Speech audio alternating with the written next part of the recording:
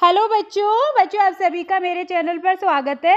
मैं आज आपको चैप्टर 7 हार की जीत कहानी के प्रश्न उत्तर समझा रही हूँ। यदि आप मेरे चैनल पर पहली बार आए हैं तो चैनल को सब्सक्राइब कर लीजिए। आपको आपकी किताब के दूसरे पाठों के वीडियो भी मेरे चैनल पर मिल जाएंगे, आप प्लेलिस्ट में जाकर देख सकते हो। तो चलो मैं शुरू करती हूँ। पहला प्रश्न है, खड़क सिंह का हृदय परिवर्तन कैसे हुआ। देखो बच्चों, हृदय परिवर्तन का मतलब होता है मन बदलना, कि खड़क सिंह का मन कैसे बदला, उसने बाबा का घोड़ा वापस क्यों लौटा दिया। तो इसका उत्तर देखिए, खड़क सिंह का हृदय परिवर्तन एक घटना के बाद हुआ। जब बाबा भारती ने खड़क सिंह से प्रार्थना की थी, मतलब रिक्वेस्ट की थी कि वह घोड़ा भले ही ले जाए पर घोड़ा हथियाने की यह घटना किसी से नहीं कहे। जिस तरह धोखा देकर उसने घोड़ा बाबा से छीना, उसे सुनकर लोग किसी गरीब पर विश्वास नहीं करेंगे। बाबा भारती के ये शब्द डाकू खड़क सिंह के हृदय को छू गए। बाबा के ये शब्द सुनकर उसे लगा कि बाबा आदमी नहीं देवता है, उन्हें अपने घोड़े की नहीं बल्कि गरीब लोगों की चिंता है।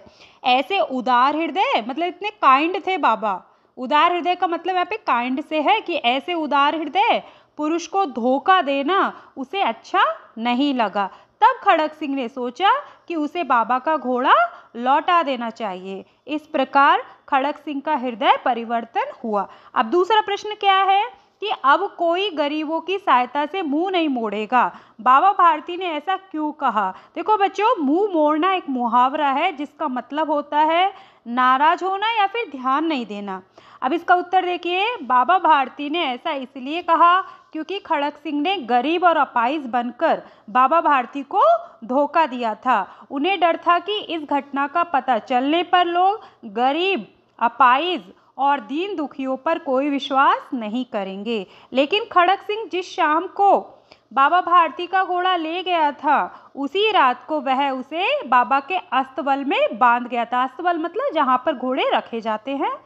अब खड़क सिंह के धोखे की बात फैलने का डर नहीं था, इसीलिए बाबा भारती ने कहा कि अब गरीबों की सहायता से कोई मुंह नहीं मोड़ेगा। अब तीसरा प्रश्न देखिए, यदि बाबा भारती की जगह आप होते तो आप क्या करते। इसका उत्तर देखिए, यदि बाबा भारती की जगह मैं होता तो मैं पुलिस स्टेशन जाकर खड़क सिंह की शिकायत करता, मतलब कंप्लेन लिखवाता। मैं थानेदार साहब को खड़क सिंह के बारे में सारी बात बताता कि वह मुझे धमकी दे रहा है, वह मेरा घोड़ा छीन लेगा और मैं बहुत डरा हुआ होता। मैं थानेदार से साहब से विनती करता कि आप खड़क सिंह के खिलाफ कोई कार्रवाई कीजिए। अब चौथा प्रश्न देखिए बच्चों, इस घटना को किसी के सामने प्रकट न करना, मतलब मत कहना, ऐसा बाबा भारती ने क्यों कहा। इसका उत्तर देखिए, बाबा भारती बहुत दयालु संत व्यक्ति थे। दयालु मतलब काइंड थे, वो संत प्रवृत्ति के थे। वो किसी को परेशान नहीं करते थे। किसी दुखी, अपाहिज का दुख सुनकर वे दुखी हो जाते थे। उनकी इसी दयालुता का लाभ उठाकर खड़क सिंह ने उन्हें धोखा दिया था, चीट किया था। बाबा भारती को लगा कि अगर खड़क सिंह की इस धोखेबाजी का पता लोगों को लग जाएगा तो वे किसी गरीब और अपाहिज पर विश्वास नहीं करेंगे, कोई किसी गरीब की मदद नहीं करेगा। यही सोचकर उन्होंने खड़क सिंह से उसकी धोखेबाजी से घोड़ा लेने की बात किसी के सामने प्रकट नहीं करने को कहा। अब आप अगला प्रश्न देखिए, दूसरा देखिए, मान लो आपके बैंक में लूट हुई। लूट किस गलती के कारण हुई होगी, लुटेरे कौन हो सकते हैं, इस घटना का अनुमान लगाइए और लूट या चोरी से बचने के लिए क्या क्या सावधानी रखनी चाहिए। अपने दोस्तों के साथ चर्चा कीजिए, या आप अपने हिसाब से कर सकते हो, आप कुछ भी लिख सकते हो। आप चोरी से रिलेटेड कुछ भी लिख सकते हो कि आपके गांव के बैंक में चोरी हो गई और आप उस अपने दोस्त से इसके मामले में, मतलब इस संबंध में क्या क्या बातें करते हो।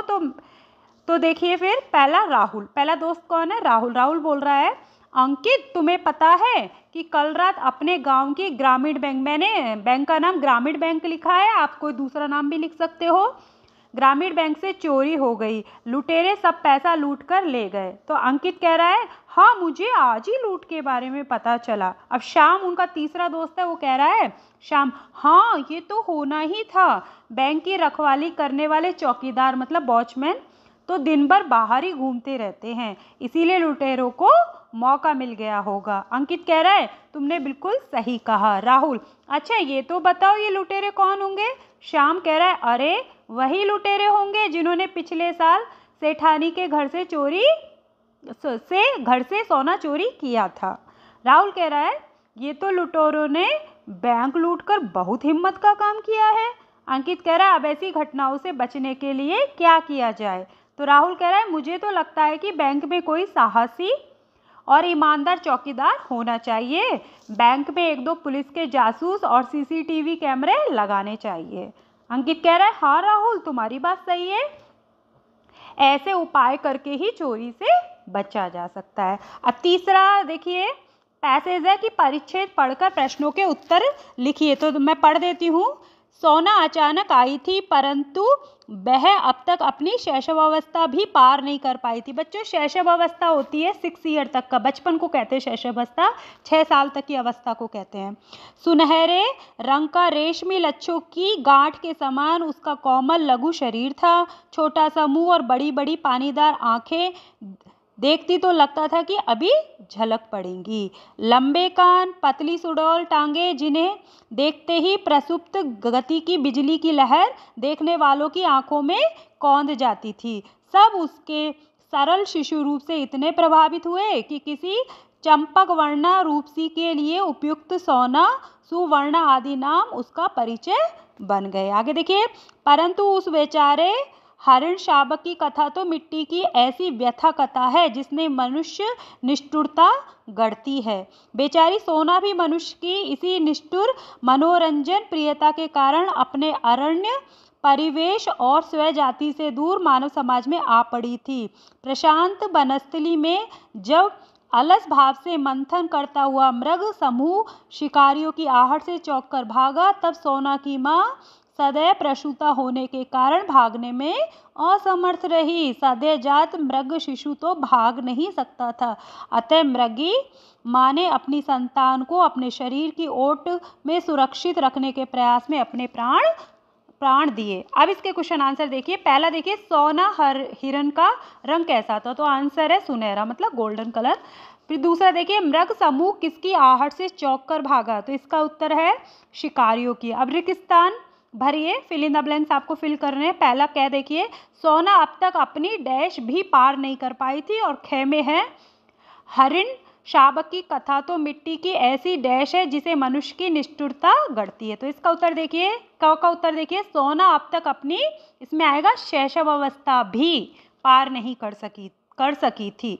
और ख में देखिए हरिण शावक की कथा तो मिट्टी आएगा इसमें आंसर, कि मिट्टी की ऐसी व्यथा कथा है। क्या आएगा इसमें उत्तर? व्यथा कथा है जिसे, मतलब दुख भरी, व्यथा कथा का मतलब है दुख भरी, जिसे मनुष्य की निष्ठुरता गढ़ती है। आगे देखिए थर्ड क्वेश्चन देखिए, इन शब्दों के अर्थ लिखिए, आपको मीनिंग लिखने हैं। आहट, आहट बोलते हैं चाप को, जैसे कि पैरों की ध्वनि होती है ना, पैरों की चलने की, उसे बोलते हैं।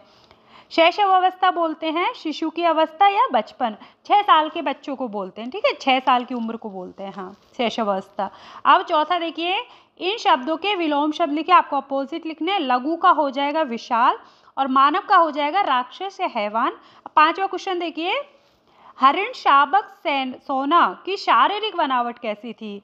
हरिण शावक सोना की शारीरिक बनावट रेशमी लच्छों की गांठ के समान था। उसका कोमल शरीर लघु था, मुंह छोटा सा था और बड़ी बड़ी आंखें पानीदार थी। अब चौथा प्रश्न देखिए, एक दिन बादशाह अकबर ने अपने दरबारियों से पूछा, बताओ दुनिया में सबसे अधिक शक्तिशाली कौन है? दरबारियों का जवाब क्या होगा और बीरबल ने क्या कहा होगा? कहानी को आगे बढ़ाइए। बच्चों ये आपको अपने मन से करना है कि आपको एक कहानी लिखनी है जिसमें शुरुआत कहाँ से होगी कि अकबर अपने दरबारियों से पूछ रहे हैं कि दुनिया में सबसे अधिक शक्तिशाली कौन है। तो मैं बता देती हूँ इसका उत्तर। अकबर ने एक दिन सभी दरबारियों से एक प्रश्न पूछा कि दुनिया में सबसे अधिक शक्तिशाली कौन है। तब दरबारियों ने अलग अलग उत्तर दिए। किसी दरबारी ने शेर को अधिक शक्तिशाली बताया, तो किसी दरबारी ने घोड़े को शक्तिशाली बताया। सभी दरबारियों ने अपने समझ से अलग अलग उत्तर दिए। जब बीरबल की बारी आई तो बीरबल ने कहा कि सूरज दुनिया में सबसे अधिक शक्तिशाली, सूरज मतलब सन। तब अकबर ने पूछा कि ये कैसे?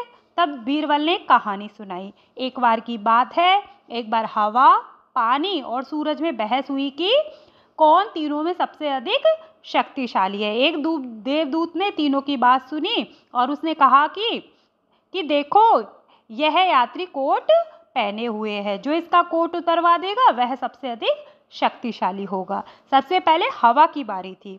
हवा तेज चलने लगी तो यात्री ने कोट को हाथ से कसकर पकड़ लिया, तब हवा ने हार मान ली।